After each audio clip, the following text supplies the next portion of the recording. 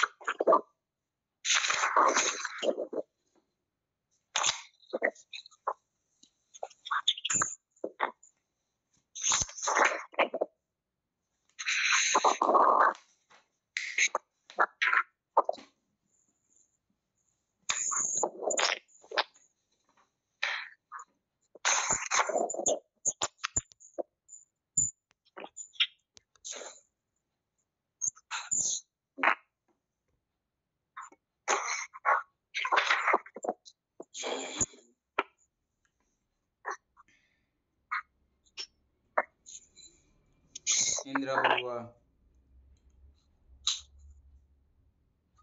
प्रज्ञेन्द्रिय चैतसिक এটা করেন।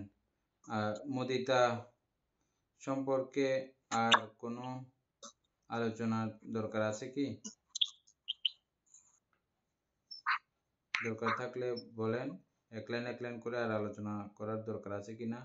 কালকে আলোচনা হয়েছে, যদি না বুঝে থাকেন তো বলেন, না হলে আমরা প্রজ্ঞেন্দ্রিয় চৈতসিক আলোচনা করব এখন। কালকে ক্লাস করি নাই আমি। ওই ইয়াগুলো দেখবেন, ভিডিওটা দেখবেন, দেখার পরেও যদি না বুঝেন তো জানাবেন। ঠিক আছে, বলতে আমি আজকে দেখি নাই তো, আমি দেখে যেটা জানবো না আর কি,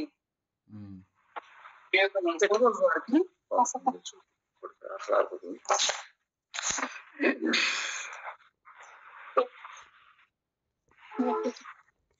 এক প্রকার প্রজ্ঞেন্দ্রিয়, আমি পড়তাম বানতে। হ্যাঁ পড়েন।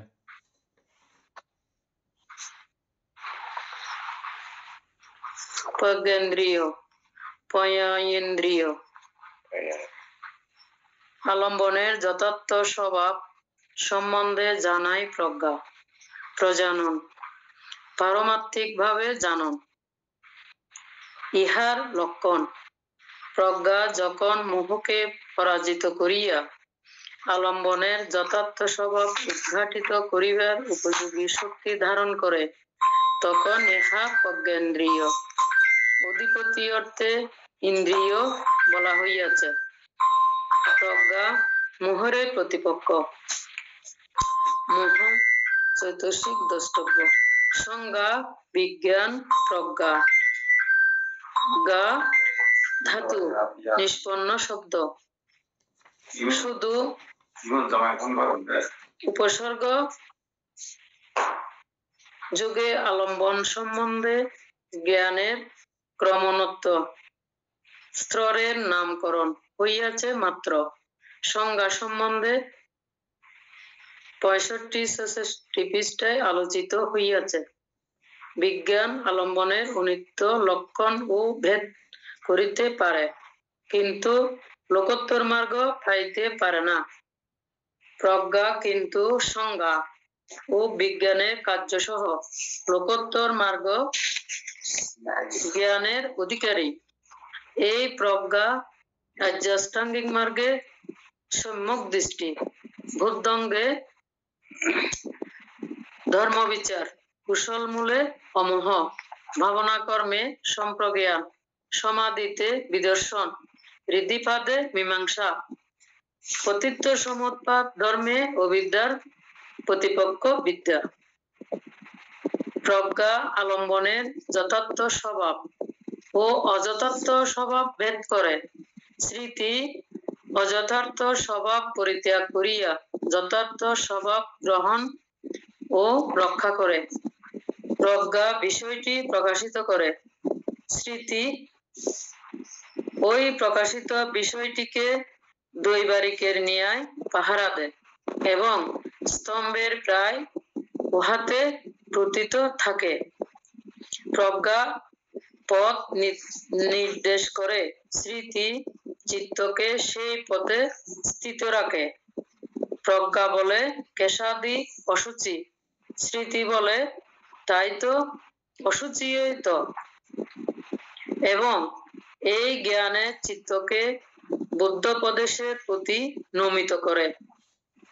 প্রজ্ঞা চিত্তকে নির্বাণ পথ উদ্ভাসিত করিয়া প্রদর্শন করে। স্মৃতি চিত্তকে পথ ভ্রংশ হইতে রক্ষা করে ও অগ্রসর করায়। একাগ্রতা চিত্তকে সেই একই লক্ষ্যে নিবিষ্ট রাখে। বীর্য কিন্তু তাহাদের প্রত্যেকের মধ্যে শক্তি সঞ্চার করে। অলোভ, অদেশ, অমোহ কুশলের মূল। অর্থশালিনীতে আচার্য বুদ্ধ ঘোষ বলিয়াছেন, অলোভ মাৎসর্য মলের, অদেশ দুঃশীলতা এবং অমোহ কুশল চিত্তে অনুশীলনের প্রতিপক্ষ। অলোভ দানের হেতু, অদেশ শীলের হেতু, অমোহ ভাবনার হেতু। অলোভের দ্বারা অনধিক গ্রহণ, অদেশ দ্বারা পক্ষপাত বর্জন এবং অমোহ দ্বারা অবিপরীত দর্শন হইয়া থাকে। অলোভ বিদ্যমান দোষকে দোষ বলিয়া স্বীকার করে।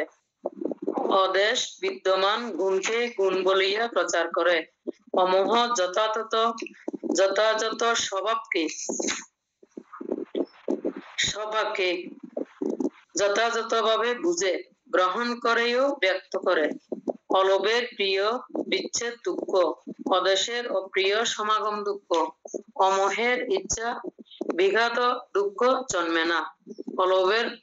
অলোভের জন্ম দুঃখ, অদেশের জরা দুঃখ এবং অমোহের মরণ দুঃখ অনুভূত হয় না। অলোভ গৃহস্থ জীবনকে, অমোহ প্রব্রজিত জীবনকে এবং অদেশ উভয় জীবনকে সুখময় করে। বিশেষত অলোভ প্রেত লোকে, অদেশ নিরয় লোকে এবং অমোহ তির্যকজনিতে উৎপত্তি ধারণ করে। অলোভ আসঙ্গ লিপ্সায়, অদেশ ভেদ চেষ্টায় এবং অমোহ অজ্ঞানজ উপেক্ষায় বাধা প্রদান করে। এই চৈতসিক ত্রয় যথাক্রমে নৈষ্কাম্য জ্ঞান, অব্যাপদ জ্ঞান ও অবিহিংসা জ্ঞান। আরো বলিতে গেলে ক্রমে অসুচি জ্ঞান, অপ্রম জ্ঞান ও ধাতু যথা স্বভাব জ্ঞান। অলোভ কামসুখ বর্জন, অদেশ কিচ্ছ সাধনা বর্জন, অমোহ মধ্য পদানুসরণ। অলোভ স্বর্গলোকের অদেশ, ব্রহ্মলোকের এবং অমোহ আর্য জীবনের প্রত্যয়। অলোভ অনিত্য জ্ঞানের সহিত, অদেশ দুঃখ জ্ঞানের সহিত এবং অমোহ অনাত্মা জ্ঞানের সহিত ওতপ্রোতভাবে জড়িত। 52 প্রকার চৈতসিক প্রত্যেকের সংক্ষেপার্থ বর্ণনায় ইহাও বক্তব্য যে যাহারা চিত্ত চৈতসিক সম্বন্ধে কিয়ৎ পরিমাণেও জ্ঞান অর্জন করিবেন, তাহাদের পক্ষে চৈতসিকের সম্প্রয়োগ ও সংগ্রহ বুঝা কঠিন হইবে না। পাদটীকায় অপেক্ষাকৃত দুরূহ অংশগুলো ব্যাখ্যাত হইয়াছে। চৈতসিকের সম্বন্ধে সংক্ষেপার্থ সমাপ্ত।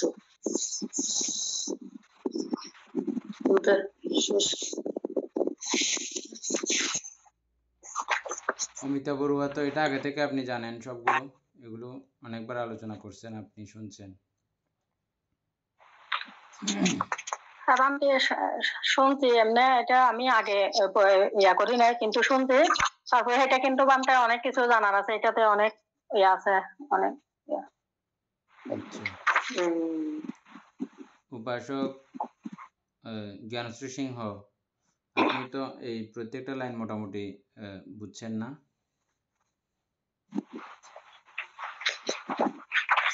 তবুও একটু মানে এটাকে একটু বর্ণনা করে গেলে ভালো হয় মানে। হুম।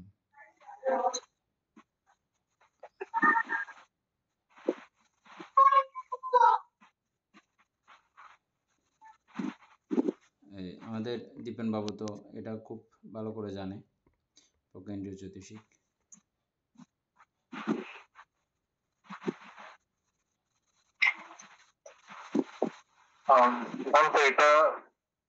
এটা প্রজ্ঞা যেটা হচ্ছে গিয়ে যথাযথ জানা, এটা তো হচ্ছে গিয়ে একটা জ্যোতিষিক মানে সবকিছুই ধরো জানে আর কি। মানে এই জ্যোতিষিকটা যদি থাকে আর কি আমাদের সম্পদ। ঠিক আছে, আর বিশেষ আলোচনার প্রয়োজন আছে কি? হ্যাঁ তো অবশ্যই তো আছে। নেই এই বিশেষ আলোচনার দরকার আছে কিনা? এমনি তো সবগুলো সহজ আছে, সহজ সরল কথা দিয়ে ইয়ে করা হয়েছে, পড়ার মাধ্যমে কমপ্লিট হয়ে গেছে কিনা। কথা সহজ করেও মানে আমি আরেকটু ইয়া করে দেন। এটা আরেকবার বললে তো আরেকবার আলোচনা করলে এটা আরো ভালোভাবে ইয়ে হবে আর কি।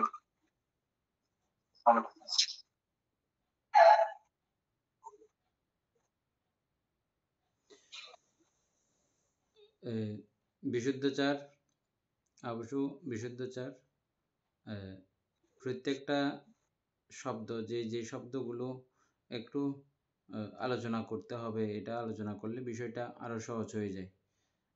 আমি একটা কথা বলছি, এই বইটা প্রথম যখন আমরা পড়তেছি, পুরো লাইন নিয়ে চিন্তা করলে আমরা অনেক বিষয় এটা দ্বারোদ্ঘাটন করতে পারি না, কিন্তু একটা শব্দকে যখন আমরা ধরেছি, একটা শব্দকে যখন বিভাজন করার চেষ্টা করতেছি, মানে পুরো লাইনটা সোজা হয়ে গেছে। আর এরকম একটা প্যারার মধ্যে 5টা লাইন থাকলে লাইনগুলো যখন আলাদা আলাদা করে যখন দেখি, তখন পুরো প্যারাটা আমাদের বোঝা খুব সহজ হয়ে যায়। এটা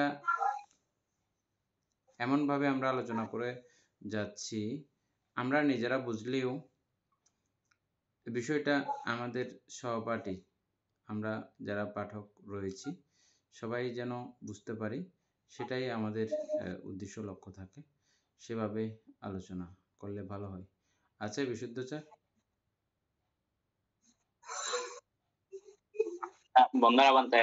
মঙ্গলক নেটওয়ার্ক ভালো আছে কিনা একটু দেখি আগে কতক্ষণ। এক লাইন করে।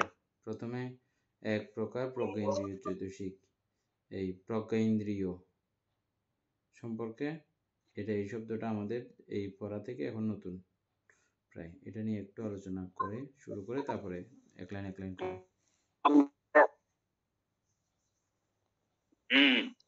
প্রজ্ঞা থেকে প্রজ্ঞেন্দ্রীয় হয়েছে। ওই এখানে মাঝখানের লাইনে লেখা আছে এটা অধিপতি করে এই অর্থে ইন্দ্রিয় বলা হচ্ছে। যেহেতু আমরা জানি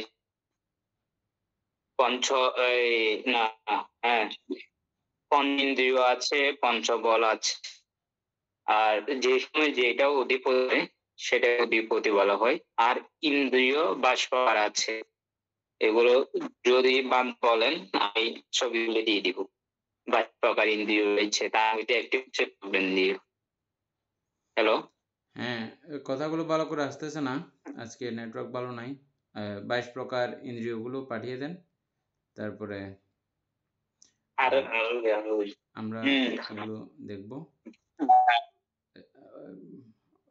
মোবাইল প্রথম দিন যে জায়গায় রাখছিলেন, যেদিন আলোচনাটা আমরা খুব সুন্দর করে বুঝতে পারছিলাম, ওই জায়গাটা একটু নির্ধারণ করে রাখবেন। এটা একটা জায়গার একটা ব্যাপার আছে, ওই জায়গা থেকে নড়াচড়া করলে আর হবে না।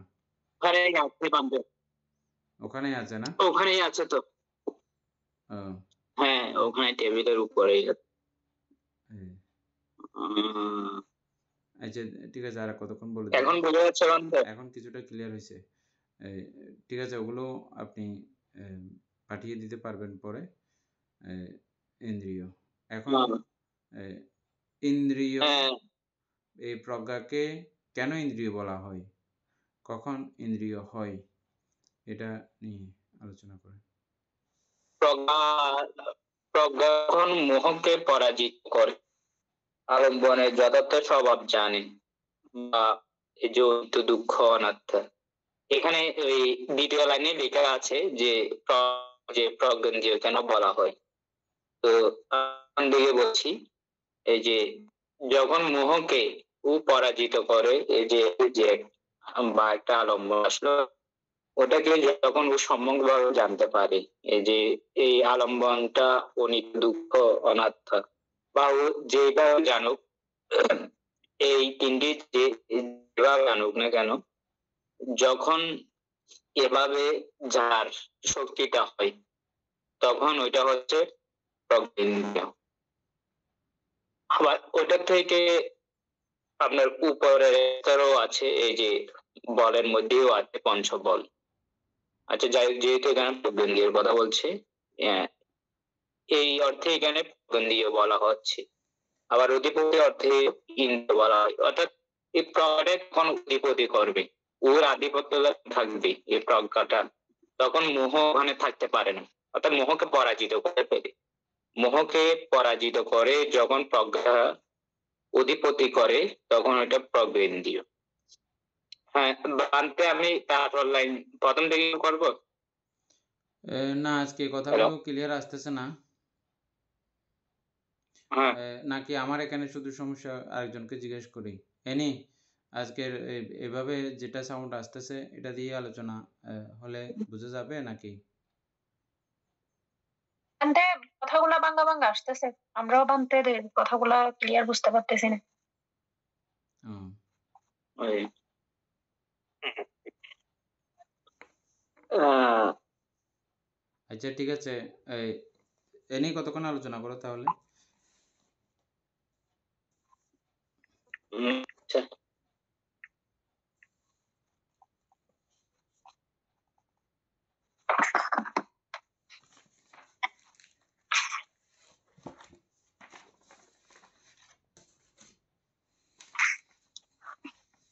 বানতে প্রথম থেকে বলতাম নাকি?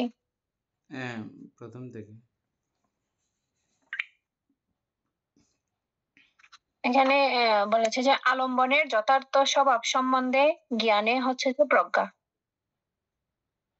প্রজানন অর্থাৎ পারমার্থিক ভাবে জানন হচ্ছে ইহার লক্ষণ।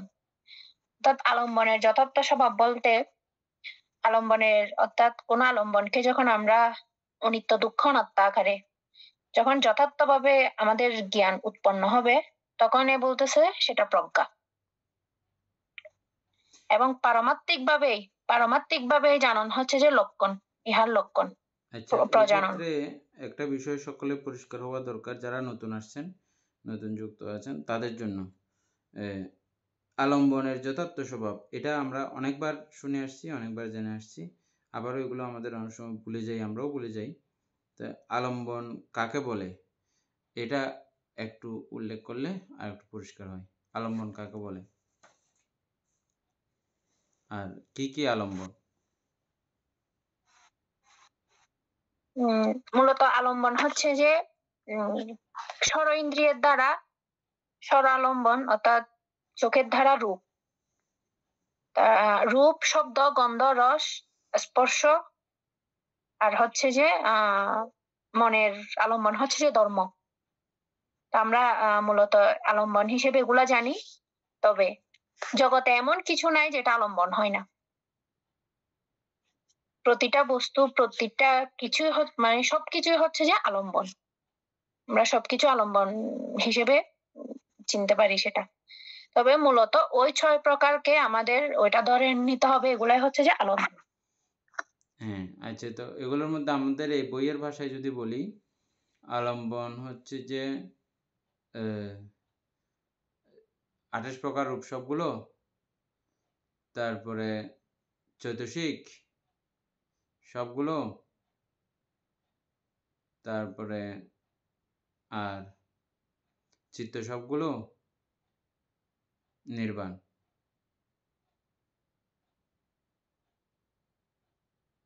চিত্ত, চৈতসিক, রূপ, নির্বাণ সবগুলোই কি আলম্বন হতে পারে নাকি আলম্বন ছাড়াও কোনো কিছু আছে?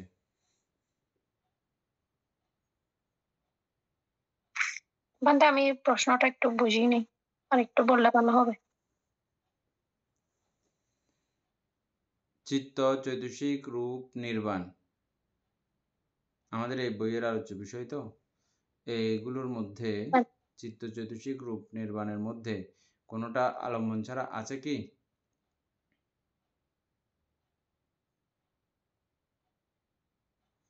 আলম্বন বলা হয় কেন? এই বিষয়গুলোকে কেন্দ্র করে অবলম্বন করে চিত্ত উৎপন্ন হয় বলেই এগুলোকে চিত্তের আলম্বন বলা হয়। এই বিষয়গুলোকে অবলম্বন করে চিত্ত উৎপন্ন হয় বলে এগুলোকে বলা হয় আলম্বন। আচ্ছা, তাহলে হ্যাঁ, চিত্ত আর চৈতসিক তো আলম্বনের মধ্যে পড়তেছে না, মানে যেহেতু আলম্বনের কেন্দ্র করে চিত্ত চৈতসিক উৎপন্ন হচ্ছে। তো আবার ওই চিত্তও কি চিত্তের আলম্বন হতে পারে কি? ওই চিত্তও কি আবার চিত্তের আলম্বন হতে পারে?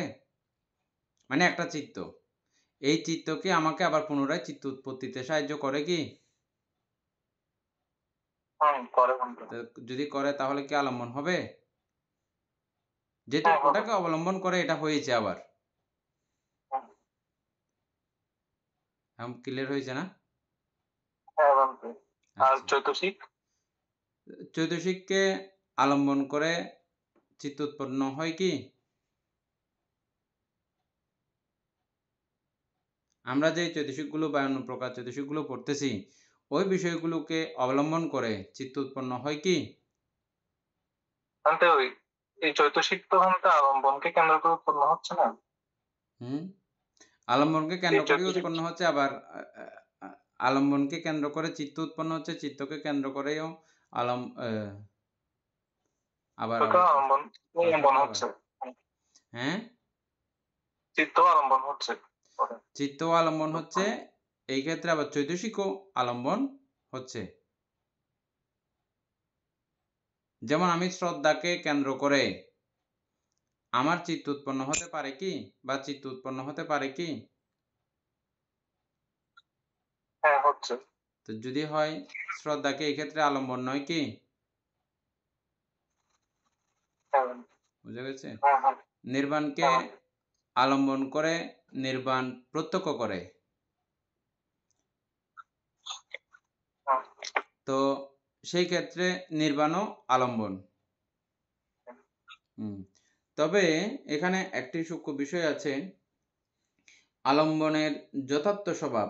এখানে আলম্বন বলতে এই নির্বাণ আলম্বনকে বাদ দিতে হবে।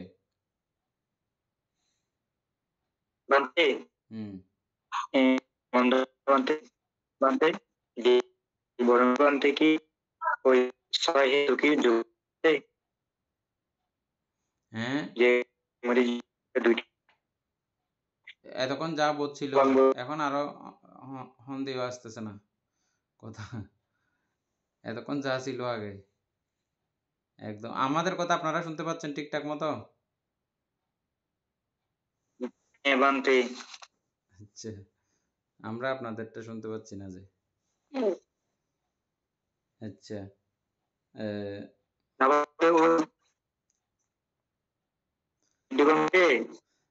ওই ছয় হেতু এটা কি যুক্ত থাকবে? ছয় হেতু যেটা যখন যুক্ত থাকার সেটা তখন যুক্ত থাকবে আর কি, যেটা যখন যুক্ত থাকার সেটা তখন যুক্ত থাকবে আর কি। যখন যেটা যুক্ত থাকার, যে চিত্তে যেটা যেটা যুক্ত থাকার সেটা সেটা যুক্ত থাকবে, যেটা যেটা যুক্ত থাকার নয় সেটা সেটা যুক্ত থাকবে না। তো এক কথায় আমরা এখন শুধু আলম্বন চিনতেছি, যে আলম্বন চিনতে গিয়ে আরেকটি কথাও এখানে যুক্ত করতেছি, সেটা হচ্ছে যে কি, এখানে আমরা নির্বাণকেও আলম্বন রূপে দেখেছি, কিন্তু এখানে লেখা আছে যে কি আলম্বনের যথাস্বভাব। আলম্বনের যথাস্বভাব কি? অনিত্য, দুঃখ, অনাত্মা। নির্বাণও যদি আলম্বন হয়, নির্বাণও কি অনিত্য, দুঃখ, অনাত্মার অধীন? এনি বুঝা গেছে কথাটা? নির্বাণও কি অনিত্য, দুঃখ, অনাত্মার অধীন?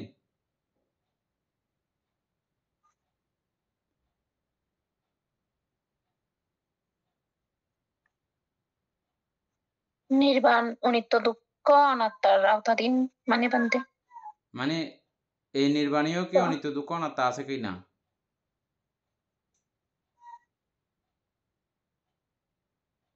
বান্তে নির্বাণে তো দুঃখ থাকবেই না, হ্যাঁ, আত্মাও সেক্ষেত্রে আত্মা জিনিসটা থাকবে না। হ্যাঁ বান্তে এটা থাকবে না তো। হ্যাঁ, তো সুতরাং আলম্বন যদিও বা বলি যে কি সবগুলো জগতে যত কিছু আছে সেগুলো সহ এই নির্বাণও সহ এগুলো সবগুলো কিন্তু আলম্বন। সবগুলো আলম্বন হইলেও এখানে আমরা নির্বাণকে এই জায়গায় চিন্তা করলে এটা মিলবে না। নির্বাণ না, নির্বাণ ছাড়া হ্যাঁ যত আলম্বন আছে চিত্তের সকল আলম্বনের যথাস্বভাব, যথার্থ স্বভাব, শ্রেষ্ঠ স্বভাব, শেষ স্বভাব, পরমাত্মিক স্বভাব। পরমাত্মিক মানে হচ্ছে যে কি পরমর্থ, শ্রেষ্ঠ অর্থ, ওর উপর আর কোনো বড় অর্থ নাই। আমরা ব্রহ্মজাল সূত্র পড়ার সময় দেখেছি একটা কথা, প্রত্যেকটা সত্য, যেমন আপনি আপনি গাড়ি বানাইতে জানেন, যখন সেই জায়গায় যখন কেউ প্লেন বানানো শিখে যাবে বা এর থেকে আরো বিজ্ঞতর কিছু শিখে যাবে, তখন আপনার এই গাড়ির আর মূল্যায়ন সেখানে নাই, এটা ধসে পড়ে। এভাবে একটা জ্ঞান, মনুষ্যলোকীয় জ্ঞান দেবলোকীয় জ্ঞান দ্বারা পরাস্ত করা যায়, শক্তি দ্বারা। দেবলোকীয় জ্ঞান ব্রহ্মলোকীয় জ্ঞান দ্বারা পরাস্ত হয়। এভাবে প্রত্যেকটা কিছু একটাকে একটা পরাস্ত করতে পারে। এটা থেকে এটা, এটা থেকে এটা, এই জ্ঞান থেকে এই জ্ঞান, এই জ্ঞান থেকে এই জ্ঞান, এগুলো পরাস্ত করা যায়। কিন্তু পরমার্থ বা পরম সত্য জ্ঞানকে আর পরাস্ত করার মতো, এর থেকে আরো উত্তর, আরো উন্নত কোনো জ্ঞান আছে এই অবস্থা আর নাই। এটাকে পরমার্থ বা পরমাত্ম বলা হয়। এই পরমার্থ তো ভাবে চিন্তা করলে আলম্বনের স্বভাব অনিত্য, দুঃখ, অনাত্মা।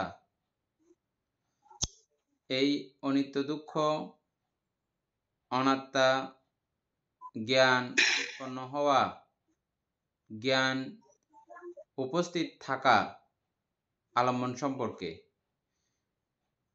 যে মুহূর্তে আলম্বন সম্পর্কে যথার্থ জ্ঞান উপস্থিত থাকে, সেই অবস্থাগুলোকে, সেই চিত্তগুলোকে প্রজ্ঞা সম্প্রযুক্ত চিত্ত বলা হয়। প্রজ্ঞা সম্প্রযুক্ত চিত্ত বলা হয়। আমরা জ্ঞান সম্প্রযুক্ত চিত্ত পড়েছিলাম। জ্ঞান সম্প্রযুক্ত চিত্ত, প্রজ্ঞা সম্প্রযুক্ত চিত্ত মধ্যে প্রভেদ আছে, ব্যবধান আছে, আছে কি এনি? আছে বান্ধে। হ্যাঁ, এই প্রজ্ঞা সম্প্রযুক্ত চিত্ত হচ্ছে যে কি আলম্বনের বান্তে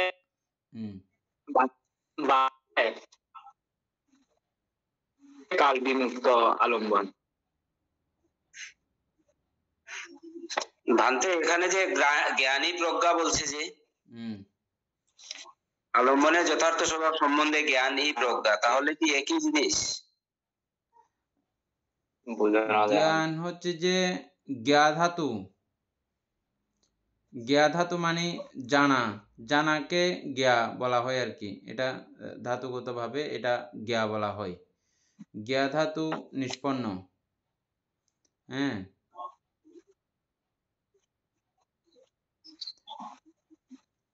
এই আলম্বনের যথাস্বভাব সম্পর্কে জানাই হচ্ছে যে মূলত প্রজ্ঞেন্দ্রিয় বা প্রজ্ঞা। আচ্ছা, এর পরের লাইনে আছে যে কি প্রজানন, পরমাত্মিকভাবে জানন, এটাও প্রজ্ঞা। প্রজানন মানেই হচ্ছে যে প্রজ্ঞা। এই প্রজ্ঞাকে আমরা কোনো কোনো জায়গাতে প্রজানন ভাবেও দেখব। থেকে ওই প্রজ্ঞা, প্রজ্ঞা দ্বারা জানা, বুঝছেন?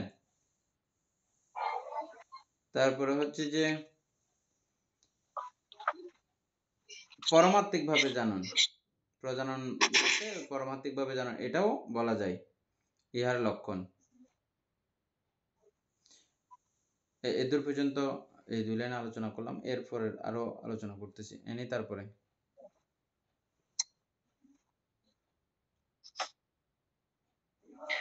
তারপর প্রজ্ঞা যখন মোহকে পরাজিত করিয়া আলম্বনের যথার্থ স্বভাব উদ্ঘাটিত করিবার উপযোগী শক্তি ধারণ করে, তখন ইহা প্রজ্ঞেন্দ্রিয়। অধিপতিয়ত্বে ইন্দ্রিয় বলা হইয়াছে। প্রজ্ঞা মোহরের প্রতিপক্ষ। আমরা ইন্দ্রিয় কেন বলে এটা একবার আলোচনা করছিলাম না? ইন্দ্রিয় যেমন বলছিলাম যে কি চক্ষুকে, এই যে এখন আমাদের অবশ্য বিশুদ্ধচার দ্বাবিংশতি ইন্দ্রিয় 4টা পাঠাবে, ওখানে আপনারা দেখবেন চক্ষু ইন্দ্রিয়, চক্ষুকে ইন্দ্রিয় বলা হয়। কেন চক্ষুকে ইন্দ্রিয় বলা হয়? ইন্দ্র মানে কি? ইন্দ্র মানে রাজা, রাজত্ব করে, হুকুম দেয় বা আদেশ করে, ওই আদেশ অনুসারে অন্যদেরকে কাজ করতে লাগে। তখন আমরা ওনাকে কি বলি? ইন্দ্র বলি, রাজা বলি, বলি না? রাজা হুকুম দিলে সবাই মানতে হয় না?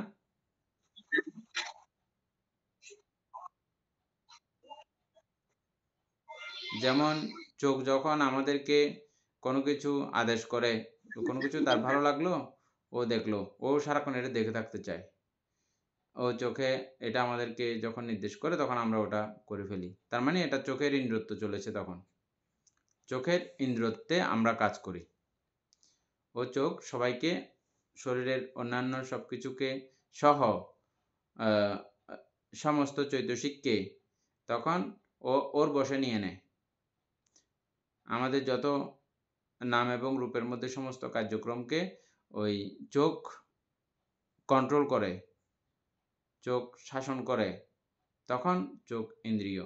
ঠিক একইভাবে প্রজ্ঞা যখন সমস্ত বিষয়কে শাসন করে, কন্ট্রোল করে, দমন করে, আদেশ নির্দেশ করে, প্রজ্ঞার অনুসারেই সমস্ত কার্যক্রম চলতে থাকে, তখন প্রজ্ঞা ইন্দ্রিয়। আর আমাদের শ্রদ্ধেয় প্রজ্ঞা ইন্দ্রিয় ভান্তে এই প্রজ্ঞা ইন্দ্রিয় সম্পর্কে একটা গল্প বলেছেন আপনাদের সঙ্গে, এটা আগে আলোচনা করা হয়েছে, আপনারা শুনেছেন। পরবর্তীতে সেটা আবারও আমরা আলোচনা করব। হ্যাঁ, তারপরে এই প্রজ্ঞা যখন মোহকে পরাজিত করিয়া আলম্বনের যথার্থ স্বভাব উদ্ঘাটিত করিবার উপযোগী শক্তি ধারণ করে, আলম্বনের যথাস্বভাব ওই অনিত্য দুঃখ অনাত্মা উদ্ঘাটন করিবার মতো উপযোগী শক্তি কিভাবে ধারণ করতে হয়, কি কি উপাদান লাগে এই শক্তি আনার জন্য চিত্তের মধ্যে, এটা সম্পর্কে আমরা প্রত্যেকেই জানি। আমাদের প্রত্যেকটা কুশলতা, সপ্ততিংশ বুদ্ধিপক্ষীয় ধর্মের অনুশীলন করতে করতে ক্রমান্বয়ে এটা ওই চিত্ত ওইভাবে শক্তিশালী হয়ে এই প্রত্যেকটা আলম্বনের অনিত্য দুঃখ অনাত্মা উদ্ঘাটন করতে পারে, ওরকম শক্তিশালী হয়, উপযোগিতা ধারণ করে। যখন এটা ধারণ করে তখন এটাকে বলা হয় প্রজ্ঞা ইন্দ্রিয়। তারপরে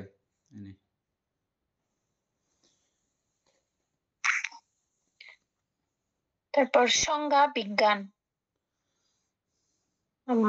সংজ্ঞা বিজ্ঞান প্রজ্ঞা, গা ধাতু নিষ্পন্ন শব্দ। এই যেটা আমি একটু আগে বলছিলাম, গা ধাতু নিষ্পন্ন মানে জানন সম্পর্কে, জানা, বুঝা, জ্ঞাত হওয়া, হৃদয়ঙ্গম হওয়া, হ্যাঁ, বুঝতে পারা, এগুলো সবগুলো গা ধাতু নিষ্পন্ন শব্দ আর কি। হ্যাঁ, গা ধাতু বুঝছেন তো উপাসক? জ্ঞান সিংহ বুঝছেন না? আপনি বুঝবেন, এগুলো সবাই বুঝবে। গা ধাতু নিষ্পন্ন শব্দ শুধু উপসর্গ যোগে আলম্বন সম্পর্কে জ্ঞানের ক্রমোন্নত স্তরের নামকরণ হইয়াছে মাত্র। যেমন আমরা একটা জায়গা করে আসছি, একটা জায়গা দেখে আসছি, সেটা হচ্ছে যে এই সম্প্রতীচ্য, সন্তিরণ, ব্যবস্থাপন, যবন, এই জায়গাগুলো আমরা এখনো দেখি না। আগের ক্লাসে আমরা এটা আলোচনা করছিলাম। এখানে প্রত্যেকটা জায়গা ক্রমে উন্নতি হচ্ছে না? ওই চিত্তের ক্রম উন্নতি আছে না সেখানে? প্রত্যেকটা জায়গায় জায়গায় ক্রমে ক্রমে ক্রমে ক্রমে উন্নতি হয়ে গেছে না এটা? ঠিক এই ক্ষেত্রেও প্রত্যেকটা আলম্বন সম্পর্কে আমাদের প্রাথমিক জানা, তারপরে আরেকটু উপরে জানা, আরেকটু পরে জানা, একদম বিস্তারিত প্রজ্ঞাগতভাবে জানা, এটা একদম প্রথমেই প্রজ্ঞাগতভাবে জানা হয়ে যায় না আমাদের। হ্যাঁ, এটারও একটা স্তর আছে, স্তরে স্তরে ক্রমান্বয়ে আমাদের জানা হয়। সেজন্য এই সংজানন, বিজানন, তারপরে আরেকটা কি আছে যে সংজ্ঞা, বিজ্ঞান, কোন জায়গায় সংজানন, বিজানন, প্রজানন, সংজানন, বিজানন, প্রজানন। একটা উদাহরণ ছিল এই জায়গাতে, এটা আসে নাই উদাহরণটা। যেমন একটা পয়সা দিয়ে একটা উদাহরণ ছিল। পয়সা সম্পর্কে ছোট একটা বাচ্চাকে দিলে ও এটা সম্পর্কে ধারণা খুব ন্যূনতম, এটা দিয়ে চকলেট বিস্কুট পাওয়া যায়, ও জানে এটা এদূর পর্যন্ত। তারপরে মধ্যবয়স্ক ব্যক্তিকে দিলে বা পয়সা সম্পর্কে খুব ভালোভাবে জানে, তাদেরকে দিলে তাদের এটা নিয়ে আরেকটু একটু ছোট বাচ্চার মতো সেম অবস্থা না, আরেকটু বেশি জানে। এ পয়সা দিয়ে কি কি করা যায়, এগুলো জমায় ফেললে কি কি হয়, হ্যাঁ, এগুলো দিয়ে কি কি আরও কি কি কাজ করা যায়, এগুলো সব বিস্তারে জানে। ছোট বাচ্চা কিন্তু জানে যে শুধু চকলেট পাওয়া যায়, এদূর জানা যে ও এর থেকে আর বেশি জানে না। বড় মানুষদের ক্ষেত্রে এরকম। আবার যখন এই সেম বিষয়, সেম পয়সাটা যখন কোনো ধাতব বিজ্ঞানীকে দেওয়া হয়, তখন ও পয়সাটা কোন ধাতু দিয়ে বানাইছে এবং ওগুলো লেখাটাকা যখন পড়তে পারে, এটা কোন সালে বানিয়েছে, কিভাবে বানিয়েছে, কে বানিয়েছে, কার সইসিল আছে, এই ধাতু, এগুলোকে আবার বিভাজন করলে আবার কি কি বের হবে, এগুলো সবগুলো সে জানে, ধাতু বিশেষজ্ঞ। এভাবে প্রত্যেকটা অবস্থার মধ্যেও সংজানন, বিজানন, প্রজানন ভেদে এই জ্ঞানের 3 স্তর আছে। এভাবে এটা আমরা ক্রমে আস্তে আস্তে আরো বুঝবো।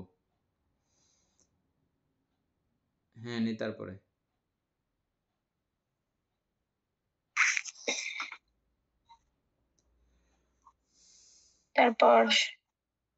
বিজ্ঞান, আচ্ছা, শুধু উপসর্গ যুগে আলম্বন সম্বন্ধে জ্ঞানের ক্রমোন্নত স্তরের নামকরণ হইয়াছে মাত্র। সংজ্ঞা সম্বন্ধে 65-66 পৃষ্ঠায় আলোচিত হইয়াছে। বিজ্ঞান আলম্বনের অনিত্য লক্ষণও ভেদ করিতে পারে, কিন্তু লোকোত্তর মার্গ পাইতে পারে না।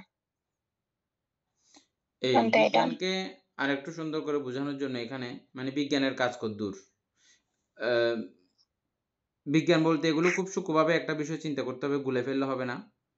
আমরা জানি যে প্রত্যেকটা চিত্তকেই আমরা বিজ্ঞান নামে চিনে আসতেছি এখন, না? চিত্ত, বিজ্ঞান, মন, এগুলো একই অর্থবোধক বলে আমাদেরকে পরিচয় করানো হয়েছে। হয়েছে কি? হ্যাঁ, এখানে আবার বলা হচ্ছে যে বিজ্ঞান, এই বিজ্ঞান আর সেই বিজ্ঞানের সেই প্রজ্ঞপ্তি একই না, এটা আলাদা কিছু বোঝাতে চেষ্টা করেছে। এই বিজ্ঞান হচ্ছে জ্ঞাত হওয়া, জ্ঞা ধাতু থেকে যে বিজ্ঞান, সেই বিজ্ঞানের কথা। ওটাও পক্ষান্তরে জ্ঞা ধাতুর বা জানার একটা ব্যাপার আছে, তবে এখানে আরেকটু ভিন্ন চিন্তা করে এটাকে বুঝতে হবে। এই বিজ্ঞান হচ্ছে যে আলম্বন সম্পর্কে অতটুকু জ্ঞান হয়েছে, ওই অতটুকু জ্ঞানের দ্বারা সে অনিত্য লক্ষণ ভেদ করতে পারে। কিসের? আলম্বনের অনিত্য লক্ষণ মানে ও বের করতে পারে এটা যে অনিত্য, এটা বোঝার মতো যদি অবস্থা হয়, ওটা বিজ্ঞান স্তরে পৌঁছেছে, ওই প্রজ্ঞাটা, ওই জ্ঞানটা মানে বিজ্ঞানের স্তরে পৌঁছছে এদূর পর্যন্ত। তারপরে কিন্তু লোকোত্তর মার্গ পাইতে পারে না বলছে এখানে। এটা অনিত্য দেখলে, শুধু অনিত্য দেখলে লোকোত্তর মার্গ পাওয়া যাচ্ছে না এই কথার লাইন অনুসারে।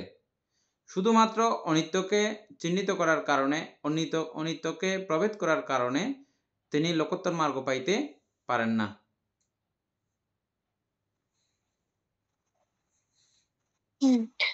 প্রজ্ঞা কিন্তু সংজ্ঞা ও বিজ্ঞানের কার্যসহ লোকোত্তর মার্গ জ্ঞানের অধিকারী।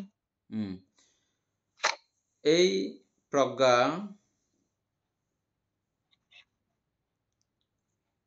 সংজ্ঞা ও বিজ্ঞানের কার্যসহ লোকোত্তর মার্গ জ্ঞানের অধিকারী। একদম সবিস্তারে দুঃখ এবং অনাত্মা এগুলো সবিস্তারে সবকিছু বুঝে লোকোত্তর মার্গ জ্ঞানও তিনি এই প্রজ্ঞা দ্বারা অধিকার করতে পারা যায়। প্রজ্ঞার এরকম ক্ষমতা।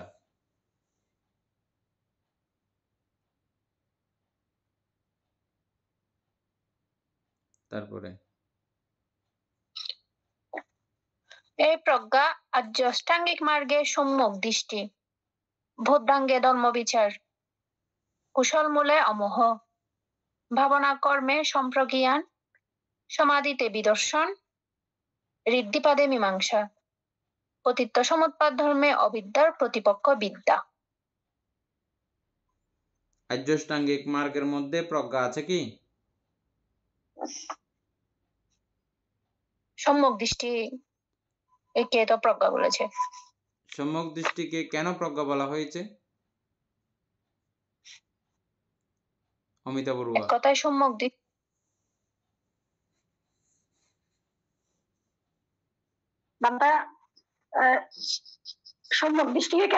সম্যক দৃষ্টিকে কেন প্রজ্ঞা বলা হয়েছে বান্তা? এটা আচ্ছা, সম্যক দৃষ্টি হচ্ছে বান্তা অনিত্য দুঃখ অনাত্মা সম্পর্কে অবিদ্যা, মানে অবিদ্যা মোহ তৃষ্ণা এগুলো সম্পর্কে সঠিক দৃষ্টি, মানে যখন আমি জানতে পারবো তখন এটা হচ্ছে সম্যক দৃষ্টি। কর্মফলকে দেখা, তো ওটা সম্বন্ধে শারীরিক সত্য সম্পর্কে আমি যতক্ষণ জানতে পারবো তখন আমার প্রজ্ঞা উৎপন্ন হবে আর কি। এই কর্ম এবং কর্মফল সম্পর্কে জানা, এই কথাটা আমরা বলেছি আগে, ঠিক আছে? এটা লৌকিক সম্যক দৃষ্টি বা যেটার উপরে ভর করে এই বৌদ্ধ ধর্মটা আপনি চর্চা করা শুরু করতে পারবেন, না হলে এটার আশেপাশেও আপনি আসতে পারবেন না। সেজন্য এটাকে প্রাথমিকভাবে সম্যক দৃষ্টি বলা হয়েছে, কিন্তু সম্যক দৃষ্টির সঙ্গে এটা আকাশ পাতাল ব্যবধান। ওই কথা, মূল সম্যক দৃষ্টি যেটা আপনারা এখন যেটা ক্রমান্বয়ে বুঝে আসতেছেন, বুঝতেছেন, সেই কথার সঙ্গে এই কর্ম এবং কর্মফলের প্রতি বিশ্বাস যে কথাটা, এটার সঙ্গে আকাশ পাতাল ব্যবধান আছে কি? এ নিয়ে আকাশ পাতাল ব্যবধান আছে নাকি নাই?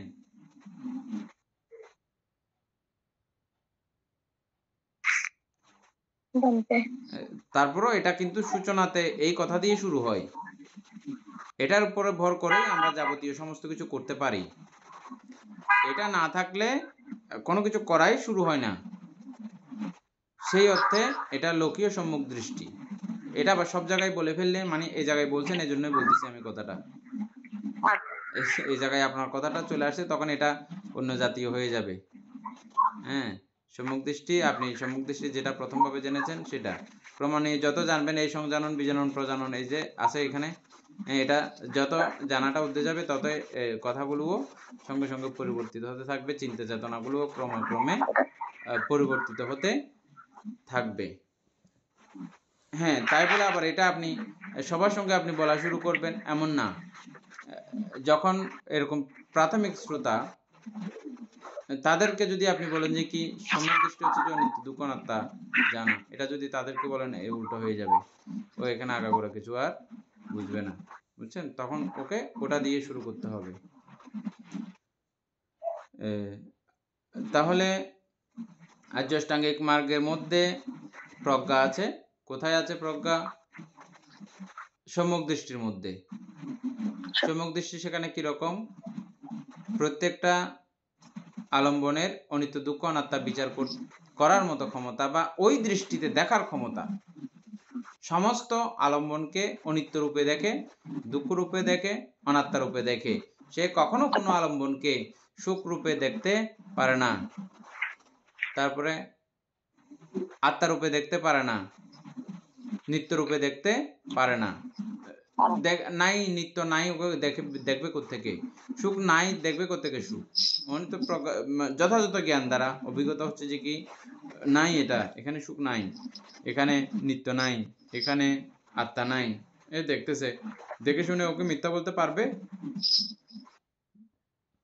সেই ধারণা, এগুলো তো জাস্ট আমরা সাংকেতিকভাবে বলে বলে যাচ্ছি মতো করেই হচ্ছে, কিন্তু আপনারা এগুলো সেভাবে বুঝে নেবেন। আর্য অষ্টাঙ্গিক মার্গের সম্যক দৃষ্টি হচ্ছে যে প্রজ্ঞা। আরেকটা কিসে দে বুদ্ধাঙ্গের মধ্যে হচ্ছে ধর্মবিচার। এই ধর্মবিচার জিনিসটা কি? ধর্মবিচার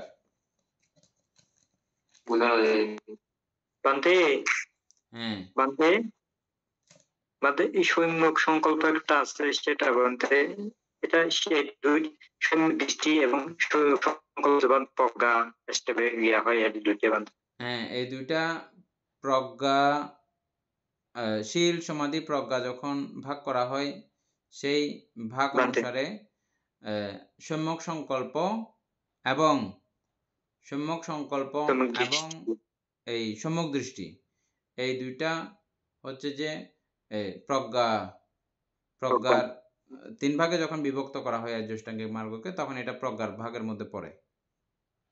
শীল সমাধি প্রজ্ঞা, এগুলো আমাদের আলোচনাতে আছে, এমনি এই বইয়ের মধ্যেই আছে। আমাদেরকেই মানে সুন্দর করে ভাগ করে করে দিয়ে দেবে।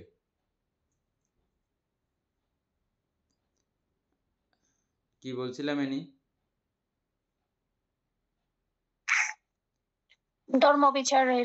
ধর্মবিচার কিভাবে প্রজ্ঞা হয়, কিভাবে এটা প্রজ্ঞা? ধর্মবিচার তো বানতে এটা ওই, অর্থাৎ আমরা প্রজ্ঞার দ্বারা যখন আমাদের অন্তর্জগৎ আর বহির্জগৎ যখন আমরা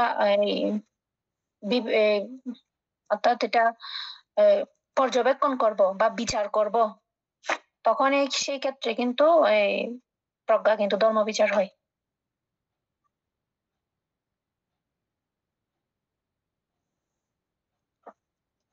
ধর্ম মানে কি?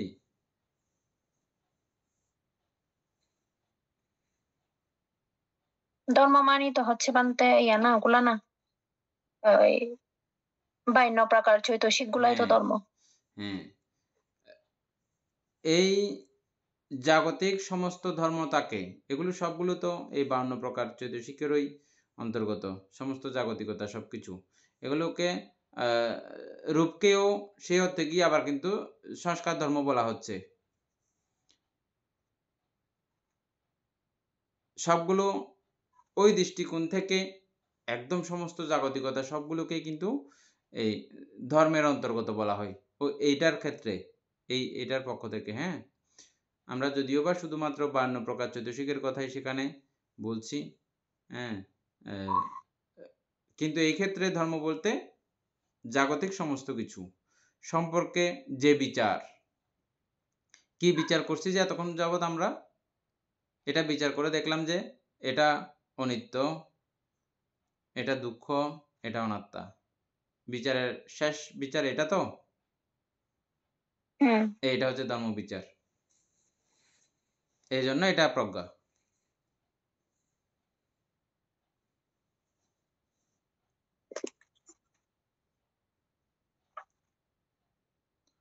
তারপরে ছিল যে আছে যে কি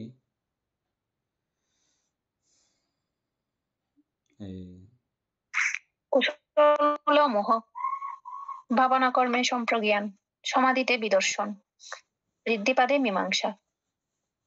কুশল মূলের মধ্যে হচ্ছে যে কুশলের মধ্যে 3টা মূল আছে,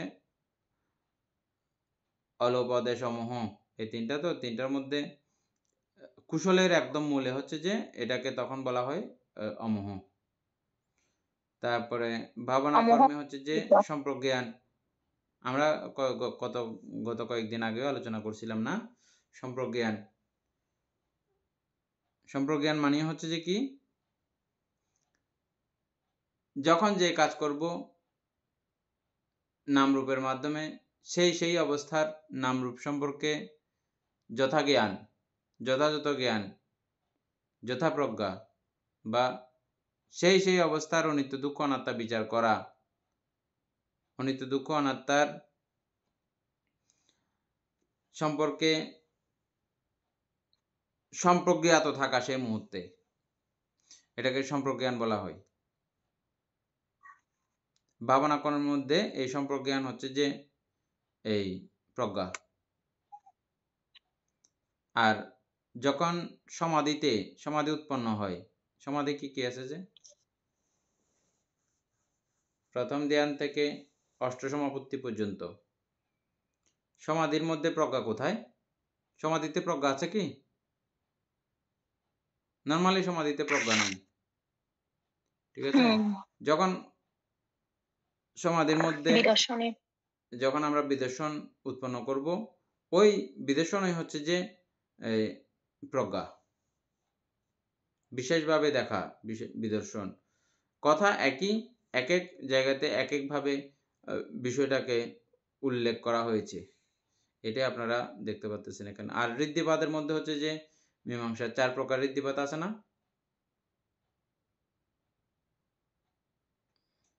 4 প্রকার ঋদ্ধিপাত গুলো অমিতা বড়ুয়া বলে।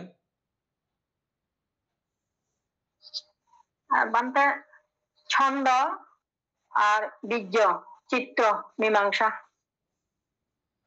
মীমাংসা বা প্রজ্ঞা।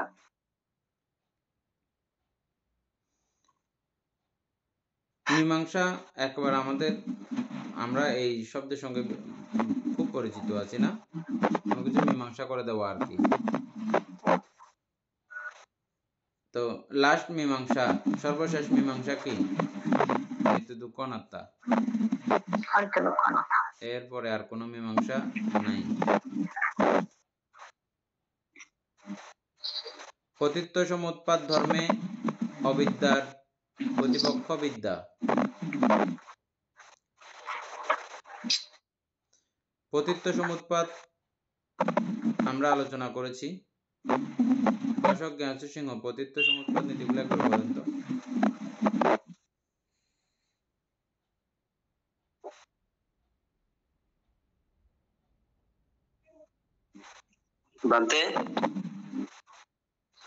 পতিত্ব সমুৎপাত গুলো একবার আবৃত্তি করেন।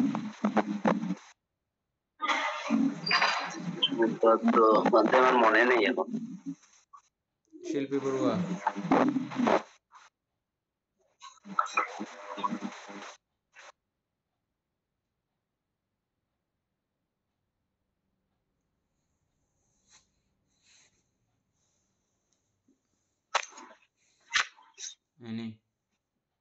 অবিদ্যার পথে সংস্কার আছে না? হ্যাঁ এটা সংস্কার পথে বিজ্ঞান, বিজ্ঞান পথে নামরূপ, নামরূপ পথে সরায়তন, সরায়তন পথে স্পর্শ, স্পর্শ পথে বেদনা, বেদনার পথে তৃষ্ণা, তৃষ্ণার পথে উপাদান, উপাদান পথে ভব, ভব পথে জন্ম, জাতি, জরা, শোক, দুঃখ, দুর্মনস্য। এই পতিত্ব মধ্যে অবিদ্যার প্রত্যয় সংস্কার আর অবিদ্যার নিরোধে, অবিদ্যা নিরোধ হইলে মাত্র তখন প্রজ্ঞা উৎপন্ন হয়। এই অবিদ্যার নিরোধে সংস্কার নিরোধ। এই অবিদ্যার নিরোধ মানেই হচ্ছে যে এই প্রজ্ঞা। যে মুহূর্তে বলা হচ্ছে যে কি অবিদ্যার নিরোধ, আর অবিদ্যার নিরোধ হয়েছে মানে প্রজ্ঞা উৎপন্ন হয়েছে। প্রজ্ঞা উৎপন্ন হওয়া ছাড়া অবিদ্যার নিরোধ কখনো হয় না। প্রজ্ঞা উৎপত্তি হইলেই অবিদ্যার নিরোধ হয়। এমনি এমনি আপনা আপনি ভাবে কখনো অবিদ্যার নিরোধ হতে পারে না। প্রতীক সমুৎপাদের মধ্যে হচ্ছে যে এই সেখানেও অবিদ্যার জায়গায় বিদ্যা আর কি। হ্যাঁ, বলো। বলতে তাহলে অর্থাৎ আমরা এই অবিদ্যাটা কিন্তু আমরা শ্রুতপত্তি সক্রিয়তাগামী অনাগামীর মধ্যেও কিন্তু অবিদ্যা দেখেছি। তার মানে ওনারা যখন এই মার্গফল গুলার লাভ করেছিল তখন কি ওনাদের কি প্রজ্ঞা উৎপন্ন হয় নাই? প্রজ্ঞা উৎপন্ন হয়েছে। এই প্রজ্ঞার মধ্যেও এগুলো প্রত্যেকটা জায়গাতে আমাদের ওই কথাগুলো খেয়াল রাখতে হবে। বিচার্য বিষয় আর কি, সব সময় এগুলো বিচার্য বিষয়। সেখানেও প্রজ্ঞা আছে এবং আমরাও ক্ষণিক ক্ষণিকভাবে প্রজ্ঞা উৎপন্ন করতেছি কি আমরা যখন থেকে এটা এই বিষয়গুলোকে চিন্তা করা শুরু করেছি, যে চিত্তগুলোতে আমরা প্রজ্ঞা যুক্ত করতেছি, তাহলে আমাদেরও প্রজ্ঞা উৎপন্ন হচ্ছে নাকি? শুধু কি শ্রোতাপত্তি মার্গ লাভের কাছেই প্রজ্ঞা উৎপন্ন হয়? আমাদের কাছে কি হয় না কখনো?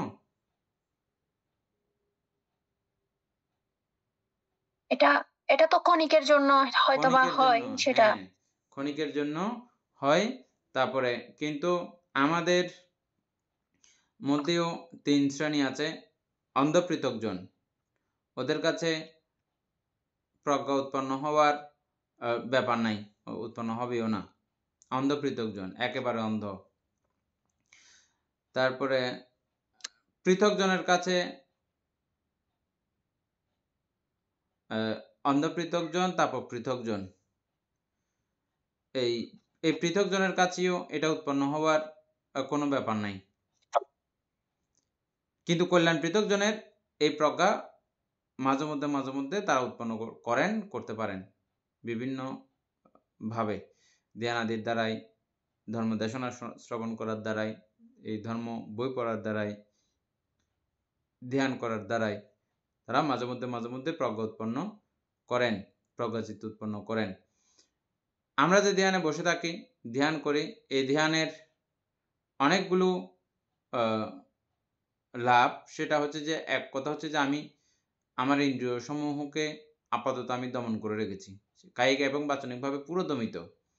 এখন সেখানে মনের কার্যক্রম চলছে, আর এই দুইটা দমে গেলে মনও কিছুটা কি হয়ে পড়ে, অস্থিরতা থেকে ক্রমে সে স্থিরতার মধ্যে আসতে শুরু করে।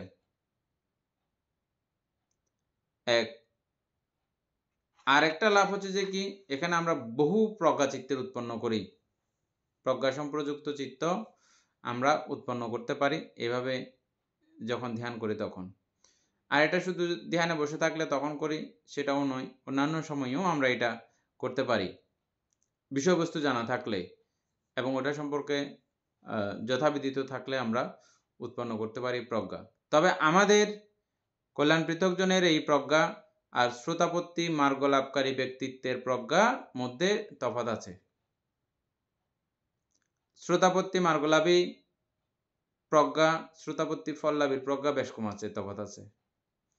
এভাবে ক্রমে অরহৎ ফল পর্যন্ত তফাৎ আছে, ব্যবধান আছে, স্তর বাই স্তর। হ্যাঁ, সবগুলোই প্রজ্ঞা হইলেও ব্যবধান তফাৎ আছে বলেই এরা আরো জন্মগ্রহণ করবেন, অরহতরা জন্মগ্রহণ করেন না, স্তরভেদে আর কি। তাহলে ওই প্রজ্ঞারও ক্রমিকতা আছে। বুঝে গেছে এখন? ক্রম উন্নতি আর কি। তারপরে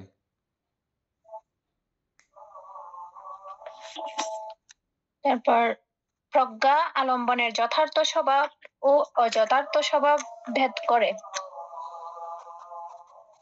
স্মৃতি সেই অযথার্থ স্বভাব পরিত্যাগ করিয়া যথার্থ স্বভাব গ্রহণ ও রক্ষা করে। অর্থাৎ আলম্বনের যথার্থ স্বভাব হচ্ছে যে বান্ধব নিত্য দুঃখ অনাত্মা, আর অযথার্থ স্বভাব হচ্ছে যে অর্থাৎ আলম্বনকে নিত্য মনে করা, সুখ মনে করা, আত্মা মনে করা।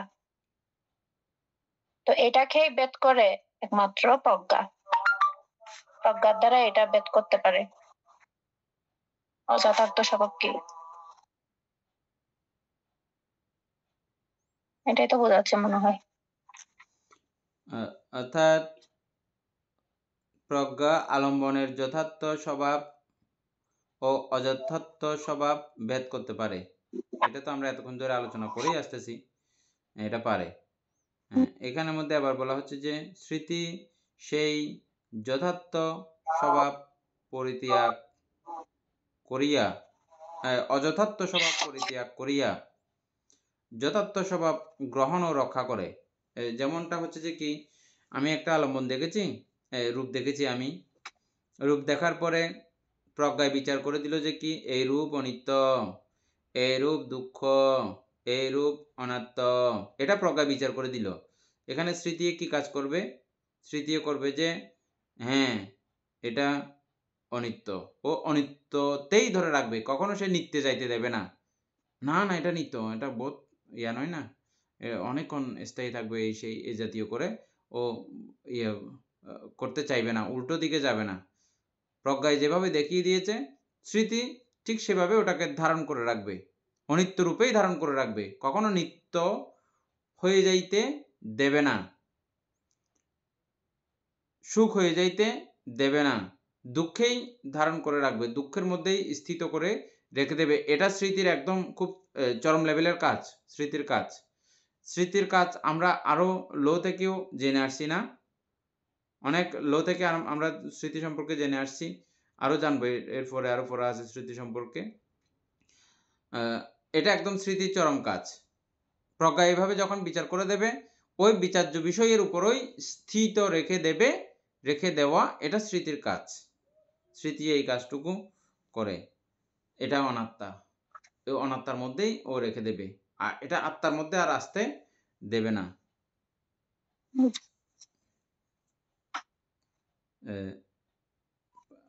এটা রক্ষা করা হচ্ছে যে স্মৃতিটা প্রজ্ঞা বিষয়টি প্রকাশিত করে। আবার বলা হচ্ছে প্রজ্ঞা বিষয়টিকে প্রকাশিত করে, আর স্মৃতি ওই প্রকাশিত বিষয়কে দৈবারিকের ন্যায় পাহারা দেয়। ওই বিষয়টা প্রকাশিত করছে, উদ্ভাসিত করছে যে কে? প্রজ্ঞায়, আলম্বনের এই যথাস্বভাবগুলো। আর স্মৃতি কি করতেছে? ওই বিষয়টা যাতে তার লচ্চর হতে না পারে, আবার যখন মোহে আচ্ছাদিত করবে, না না এটা নিত্য, একটু সুন্দর, একটু দেখি, এইরকম যাতে হয়ে যেতে না পারে, এই চেক দেওয়া বা পাহারা দেওয়ার যে কাজ, এটাও কিন্তু স্মৃতিই করে।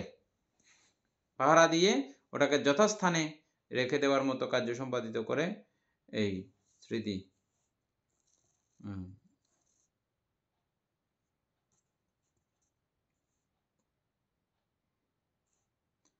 ওই পাহারা দেয় এবং স্তম্ভের প্রায় উহাতে পতিত থাকে।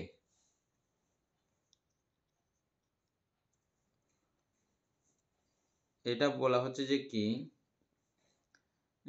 লাইনটা ঠিক মতো হয় নাই, খুব মানে কিছু কিছু পাহারাদার আছে যে ওকে যেমন ডর লাগাইলে চলে যায়, তোরা এখন গুলি মারি দিবি, তুমি কেটে তুমি চললে সর, এরকম বললে কতগুলো ভয়ে পালা যায় না।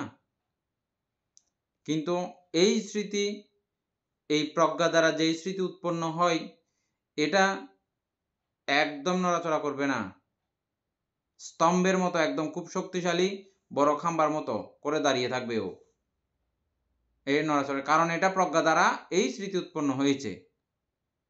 প্রজ্ঞা দ্বারা যে স্মৃতি উৎপন্ন হবে, হ্যাঁ বানতে তো ওইটা হবে স্তম্ভের ন্যায়, উহাতে পতিত থাকে। হ্যাঁ তাই হবে না, ন্যায় হবে। এটাই বলতেছি আর কি। তো এই স্তম্ভের ন্যায় মানে খুব শক্তিশালী ভাবে, ওকে ঠেললেও ঠেলা যায় না, লড়ানিও যায় না, স্তম্ভের মতো শক্ত হয়ে বসে থাকে। হ্যাঁ, এটা কোত্থেকে সৃষ্টি হয়? প্রজ্ঞা থেকে। প্রজ্ঞা যখন এরকম করে বানিয়ে দেয় পুরো বিষয়টা, তখন স্মৃতি শক্তিশালী দৈবারিকের কাজ করে, শক্তিশালী পাহারাদারের কাজ করে, যেটাকে আর এখান থেকে নড়াচড়া করা যায় না। আচ্ছা, আজকে তো আমাদের সময় শেষ হয়েছে, আমরা এই পর্যন্ত থাকি। আমরা এই বিষয়টা একবার আলোচনা করব আমাদের মতো করে। তারপরে বান্তের ওখানে যদি নেটওয়ার্কটা ভালো থাকে, এটা অত্যন্ত গুরুত্বপূর্ণ একটা চৈতসিক, নেটওয়ার্ক ভালো থাকলে আমরা একবার আগে শেষ করে ফেলবো, ঠিক আছে? এটা নিয়ে আমরা 2-3 ক্লাস করতে চাই, করব। গুরুভান থেকেও প্রার্থনা করব যেন এই বিষয়টা সম্পর্কে আমাদের 2 দিন যাতে একটু আলোচনা করে বুঝান, সেটা আমরা জানাবো আর কি। হ্যাঁ, আমরা একবার আলোচনা করি, শেষ করে তারপরে ভান্তের ওখানে নেটওয়ার্কও যেদিন থাকবে সেদিন আমরা ভান্তে থেকে একবার এটা পুরোটা আবার আলোচনা শ্রবণ করব। সদ্ধর্মপ্রাণ প্রিয় উপাসক উপাসিকা বৃন্দ, এতক্ষণ যাবৎ আমরা অভিধর্ম চর্চা করেছি, এতে আমাদের অপ্রমেয় পুণ্য সাধিত হয়েছে। এই পুণ্যরাশি অনন্ত চক্রালবাসী সত্যগণকে দান করছি, গুরুভান্তিদিগকে দান করছি, মাতা পিতাগণকে দান করছি, এবং যারা আমাকে প্রতিনিয়ত এভাবে ধর্মচর্চায় সহযোগিতা করছেন তাদেরকে এই পুণ্যরাশি দান করছি। এই পুণ্যের কাছে আমরা প্রত্যেকে প্রার্থনা করব নির্বাণ লাভ অবধি অসৎ ব্যক্তি, মূর্খ ব্যক্তি, পাপমিত্রের সংসর্গ লাভ না করে সদা সর্বদা জ্ঞানদর্শী কল্যাণ মিত্রের সান্নিধ্য সংসর্গ লাভ করতে সক্ষম হই। এইরূপ সাধু কামনা পোষণ করে আজকের মতো ক্লাস এখানেই সমাপ্ত করছি।